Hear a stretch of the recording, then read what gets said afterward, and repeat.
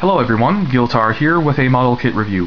This time we're looking at the 1/8 scale Master Grade Figurerise Son Goku model kit. This will be a two-part review. In part 1 I'll cover the model kit details, accessories, and articulation. In part 2 I'll cover the pros and cons as well as my final thoughts. Now before I get into the review, I do want to mention a few things. First of all, I previously spoke of a reviewer who did a review for this model kit. He spoke a language that I did not understand, but it was a great review. It was a two-part review. And unfortunately I can't find that video anymore. I think he might have taken them down. However, two other people have also done reviews for this model kit. Vegeta8259 did a great two-part review on this model, and more recently Yummy Pixel did a review of this model as well. Now I also want to mention that now that I'm getting back into Dragon Ball due to this great model kit, there are two channels I want you guys to check out. First of all is Yummy Pixel, which is a newer channel. She's done some action figure and model kit reviews. And she's a big Dragon Ball fan from what I can see. She has quite a collection of Dragon Ball figures. And she also does custom work, which is really nice.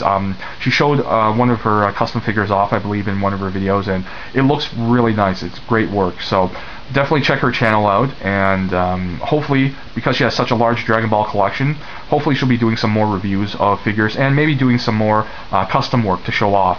Another channel I'd like for you guys to check out, if you haven't seen it already, is Dragon Ball Toys. I believe the user, the account holder, refers to herself as Old Fan, and I've enjoyed every one of her videos that I've seen so far. I haven't watched them all yet, but she has a really great sense of humor, I think.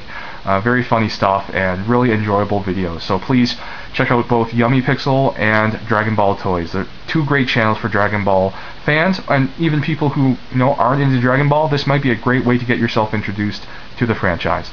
Now moving on to the model kit, it's a relatively new one. It came out in December of 2009, retails for 3,500 yen, so you're looking at roughly $38 American. Now it is quite a large model kit, as you can see.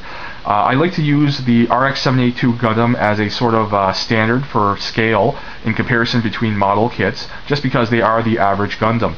On the left side of Goku here is the 1:144 scale high-grade Universal Sentry RX-782 Gundam.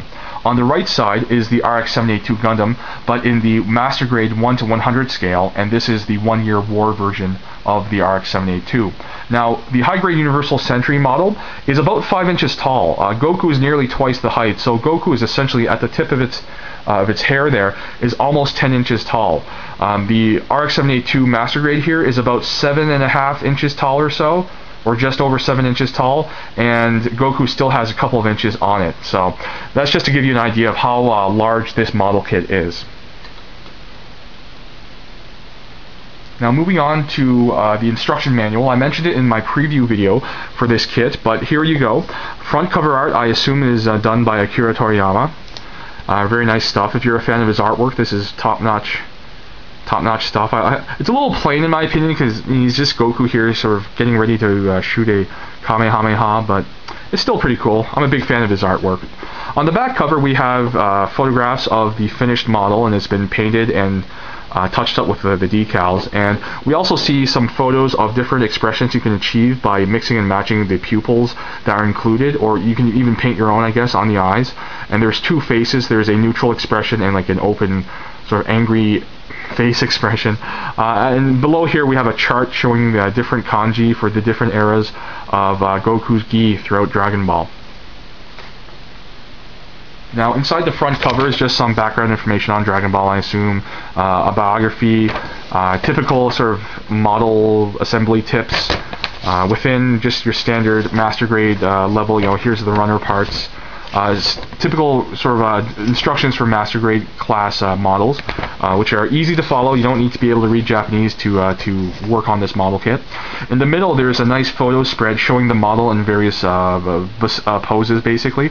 So you have a really wide range of articulation for this model, without a doubt.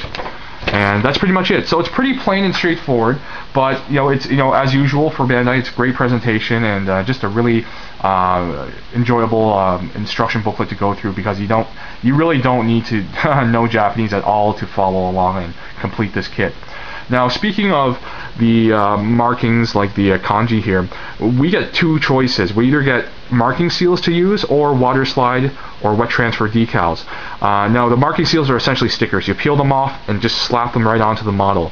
The decals here, the water slide ones, are a little more difficult because you do have to prepare them. You have to basically steep them in water and then carefully apply them to the model.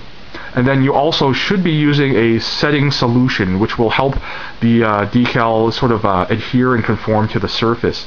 Now that's especially important in this model because there are very few places where it's flat. The texture, like for example the folds of the clothing, will make it tough for you to simply apply a decal, let alone a sticker. I don't know if any of you guys out there, if you get this model kit, if you really plan on using these stickers, because I can't imagine the marking seals staying on too well on the sort of like the rough textured surface. It's not rough, but it's bumpy. So I don't know how well these marking seals will go on there. So personally, I will be using these wet transfer decals at a later point.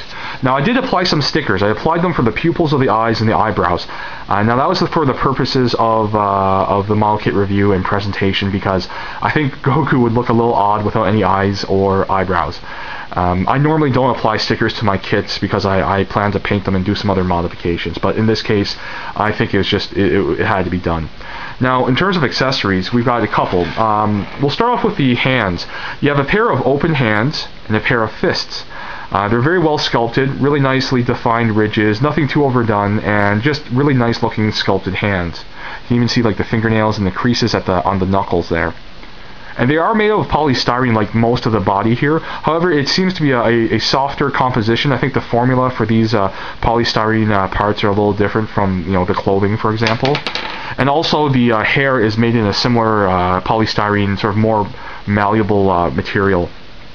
You have a secondary face. This one again is the neutral expression. Looks pretty calm there. And then this one's sort of the angry, gonna kill you face with an open mouth and like furrowed, raised eyebrows. The great thing about these head sculpts is that they have separate pieces for the eyes, this large white piece at the back here, so you can actually remove them and apply stickers or paint or whatever you want. You can remove the upper teeth, lower teeth, and the tongue as 3 separate components. Now the reason why this is great is twofold. I think first of all, it makes it easy for the person who wants to customize their kit to remove those pieces, paint them separately, and then put them back in. The second benefit of this is that the separate parts really add a layer of like sort of 3-dimensionality to this head sculpt. It really gives it more depth. If it was just a single molded sculpted part, it would lack some of the impact that you have in these clearly defined, the teeth and the tongue, and even the eyes look separate from the head. So it's not like this one solid piece of plastic. So I really like that point. Finally, we have the stand, which is pretty good, clear plastic. It has a couple of points of articulation at the top here where you secure it to the model. It has a hinge that allows forward and back movement, and a hinge here to allow side to side or side rotation movement. And it actually clips onto the model at the top here around the waist, and then here it has these 2 parts that actually clip onto the seat of the pants here, where there's gaps between the pants and the legs. You just clip it in, and it's actually surprisingly secure as a basic standard stand for the model. Now moving on to articulation, it's pretty basic though. We have a lot of points of articulation and a good range of articulation. Starting off with the feet, or rather the boots, you can actually bend it at the toe. So have a nice raised sort of position. You can bend it at the ankle too, back and forth quite a bit, move it side to side. And it is sort of on a combination peg ball joint. Now the good thing about the boots are that these soles are made of separate rubber pieces, and that's great for adding traction for standing on smooth surfaces. The boot itself can rotate because it's attached via peg into a polycap joint. The knees have 2 points of articulation to allow a slightly greater than 90-degree bend. The belt is on a ball joint, so allows some really great movement for dynamic poses. The waist, or rather the hips, I guess, have 2 points of articulation. So you can actually have a wide range of movement, front and back. And it's actually at the upper thigh, there's a peg connection there. So you can actually rotate it at the thigh as well. The waist allows rotation about this far before you meet resistance to either side. The sort of a shirt or a vest portion of the gi is articulated so that if you move the shoulders around, it will move.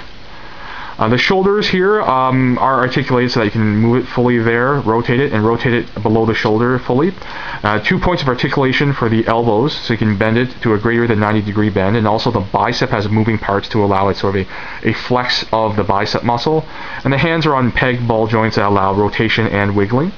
The neck is also pretty good. It's composed of 2 parts here, so it allows a good range of forward movement, so you can have Goku kind of looking down, and he can look somewhat upwards. The shoulders can move back and forth and up and down.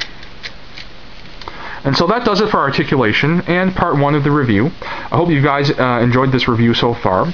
So I'll see you guys at part 2. Thanks for watching.